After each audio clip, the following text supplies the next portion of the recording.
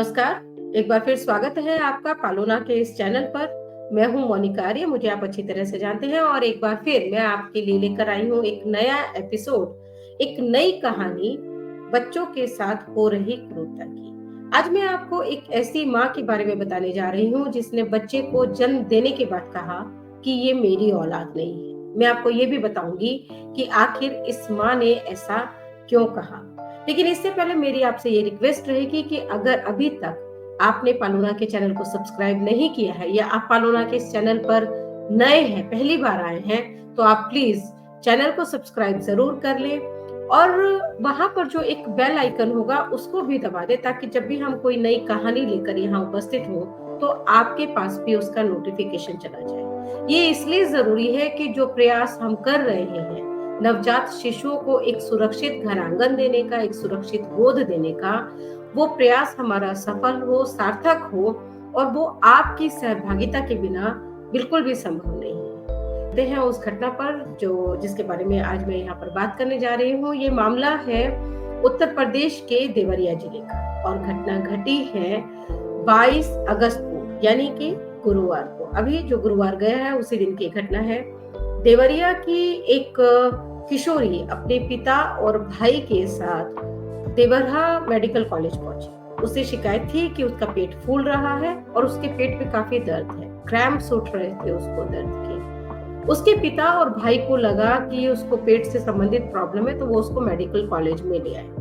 किसी को भी ये अंदाजा नहीं था कि आखिर इस बच्चे के साथ असल समस्या क्या है। उस लड़की को पीआईसीयू में एडमिट कर लिया गया उसकी स्थिति को देखते हुए। जब पीआईसीयू में बच्चे को एडमिट किया गया तो उसको वहां पर ब्लीडिंग होने लगी। मेडिकल स्टाफ को लगा कि शायद उसके पीरियड शुरू हो गए हैं, इसलिए हो सकता है उसको दर्द हो रहा हो। कई बार पीरियड्स में लड़कियों को बहुत दर्द होता है, ये बात लड़कियां और महिलाएं बहुत अच्छी तरह से समझ सकती हैं। तो उन्होंने उसे टॉयलेट में जाने के लिए कहा। मे भी कुछ पैड वगैरह उसको दिया गया होगा कि जाओ तुम टॉयलेट होके आओ। जब वो टॉयलेट से वापस लौटी तो उसको ब्लीडिंग और ज्यादा होने लगी।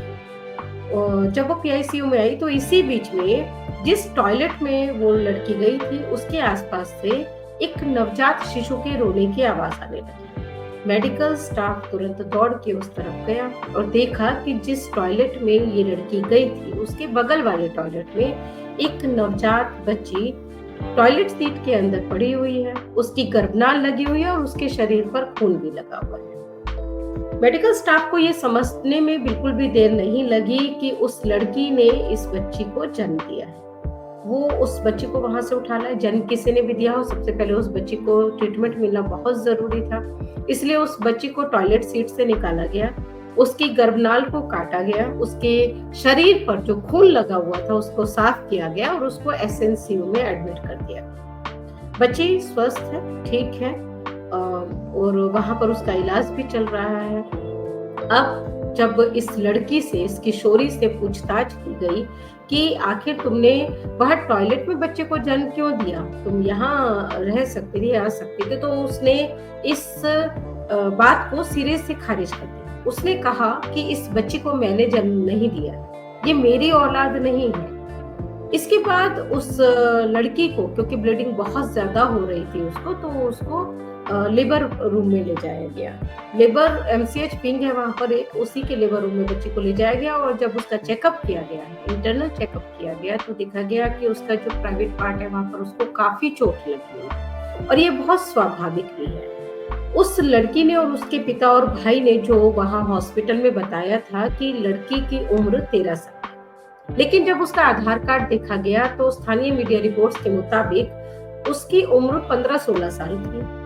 स्थानीय मीडिया रिपोर्ट्स में डॉक्टर माया के हवाले से ये भी कहा गया कि जो बच्ची का प्राइवेट पार्ट है उस पे इतनी चोट लगी हुई थी कि उसमें काफी स्टिचेस, टांके लगाने पड़े। ये इस बहुत स्वाभाविक है। एक तो कम उम्र लड़की थी, बहुत ज्यादा कुछ जानती नहीं थी, या कम उम्र क्या बड़ी भी होती तो डिलीवरी प्रोसेस के बारे में उतना लोग जानते नहीं, महिलाएं भी नहीं जानती। उनको किसी न किसी एक्सपर्ट की, मेडिकल स्टाफ की जरूरत होती है जब भी बच्चे को जन्म देना होता है। हम सब जानते हैं कि एक बच्चे को जन्म देना कितना पेनफुल प्रोसेस होता है। इस लड़की ने 16 साल की 15 साल की इस लड़की ने उस बच्चे को अकेले जन्म दे दिया, बिना किसी मेडिकल स्टाफ की मदद के। जबकि वो हॉस्पिटल में थी, वो चाहती तो मदद ले सकती थी, लेकिन उसने ऐसा नहीं किया। वो टॉयलेट गई और वहां पर उस बच्चे को जन्म दिया और उसके बाद उसको नकार भी दिया। तो क्योंकि उसको किसी भी तरह की कोई मेडिकल केयर नहीं मिली थी, उसको कोई भी सपोर्ट नहीं मिला था, तो शायद उसी दौरान, बच्चे को जन्म देने के दौरान ही उसको वहां पर काफी चोट लग गई थी, जिसकी वजह से उसको इतनी एक्सेसिव ब्लीडिंग हो रही थी और जिसकी वजह से उसको इतने स्टिचेस भी लगाने पड़े। खैर, अब अच्छी बात ये है कि वो लड़की, वो अब डॉक्टर्स की देखरेख में है। उसका जो बच्चा है, यानी जिस बच्चे को उसने जन्म दिया, नवजात शिशु को, वो भी डॉक्टर्स की देखरेख में। दोनों का इलाज अच्छे से चल रहा है। ये जो किशोरी लड़की है, इसको ब्लड की भी काफी कमी पाई गई, तब इसके लिए ब्लड की भी व्यवस्था की गई, उसको ब्लड भी चढ़ाया गया वहां पर। इस सारी प्रॉब्लम से, इस सारी तकलीफ से ये लड़की और उसके माता पिता और वो छोटी सी मासूम बच्ची, वो सब बच सकते थे अगर थोड़ी सी समझदारी इन्होंने बरती होती। अगर ये बच्चे को जन्म देने से पहले अपने जिले की चाइल्ड वेलफेयर कमेटी के पास पहुंच गए होते, सारी स्थिति उनको बताई होती और ये कहा होता कि हम इस बच्चे को नहीं रखना चाहते हैं, तो बहुत ही गोपनीय तरीके से इस लड़की की डिलीवरी भी करवा दी जाती और उस शिशु को पैदा होने के तुरंत बाद एक सुरक्षित वातावरण भी मिल जाता, सुरक्षित मेडिकल केयर भी मिल जाती, उसको वो तकलीफ नहीं सहनी पड़ती जो जन्म के दौरान उसने सही और जन्म के तुरंत बाद भी उसने सही।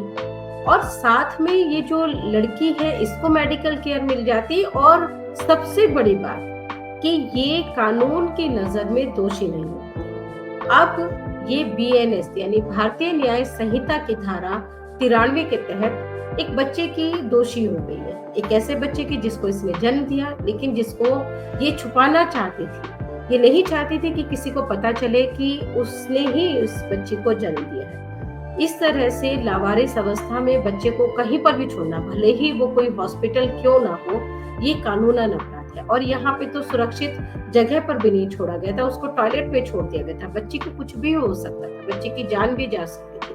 और आप खुद सोचिए कि क्या एक टॉयलेट या टॉयलेट की सीट किसी बच्चे के लिए कोई सही जगह है? बिल्कुल भी नहीं है। मतलब मुझे याद आती है एक अधिकारी की बात। उन्होंने कहा था एक बार मुझसे, सीनियर अधिकारी हैं, आईसीपीएस के डायरेक्टर हुआ करते थे।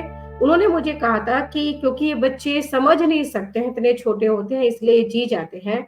अगर इनको थोड़ी भी समझ होती और इनको ये पता चलता कि इनको कहाँ डाला गया है, तो ये शायद उस एहसास से ही मर जाते। और बहुत सही बात उन्होंने कही थी। जब भी इस तरह की घटनाएं मेरे सामने आती हैं, तो मुझे उनकी ये बात जरूर याद आती है और मुझे लगता है कि भारत के जो भी ये पेरेंट्स हैं, ये कम उम्र है या फिर उम्र दराज है, इनको इतनी अक्ल जरूर होती है कि कौन सी जगह बच्चे के लिए सुरक्षित है और कौन सी जगह बच्चे के लिए सुरक्षित नहीं है।